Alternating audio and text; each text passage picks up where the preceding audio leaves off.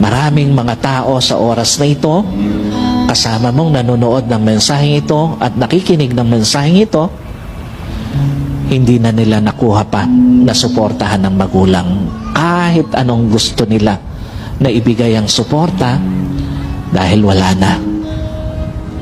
At maraming mga tao sa oras na ito, maraming mga anak, kahit anong pilit ang gusto nila, nakalingain pa magulang, hindi na nila makalinga kasi wala na.